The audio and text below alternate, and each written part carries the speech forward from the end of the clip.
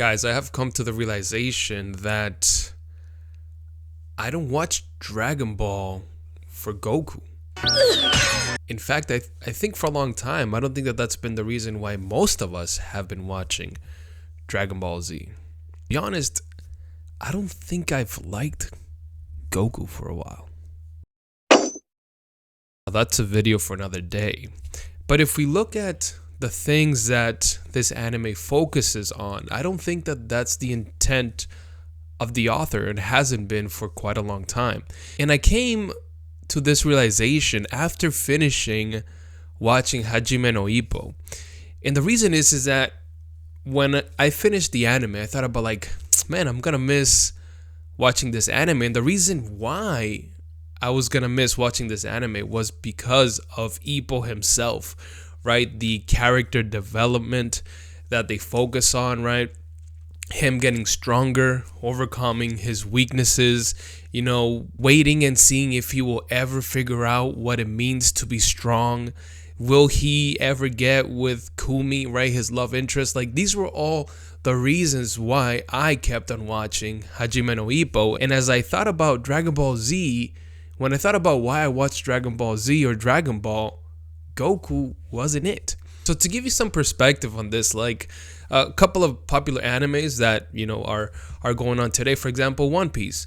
I don't think that necessarily we watch One Piece because of Luffy. I think that a lot of us watch One Piece because of the world building, right? We're excited to see what new land they're gonna see, what new world they're gonna experience, what are gonna be the mechanisms that this world functions under, what new and weird and quirky characters we're gonna meet.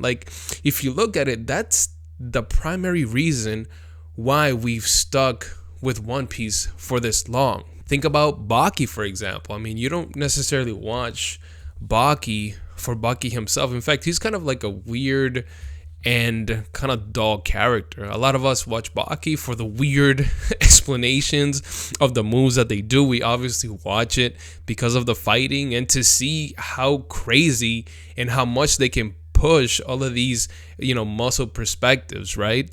So to me, as I really thought about it, when it comes to Dragon Ball Z, and if we think about what is it that Dragon Ball Z focuses on, it's not really Goku, right? The reason why we watch Dragon Ball is not because of story, right? It's basically the same story again and again, right? An evil villain threatens to destroy the earth, and Goku and his friends are going to step up to save it. So why is it that people watch Dragon Ball? What is it that makes us want to watch Dragon Ball?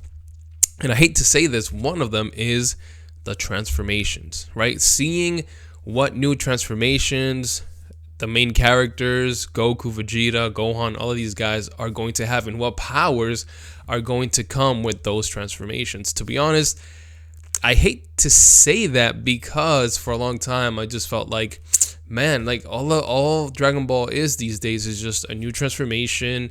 Anytime a new villain comes in, it's going to be a new transformation, and that's how we're going to overcome.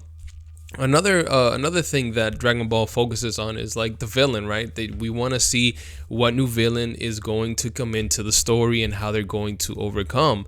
And lastly, obviously, nostalgia, right? A lot of us grew up with Dragon Ball, so that's why we watch it. We just can't give up on it.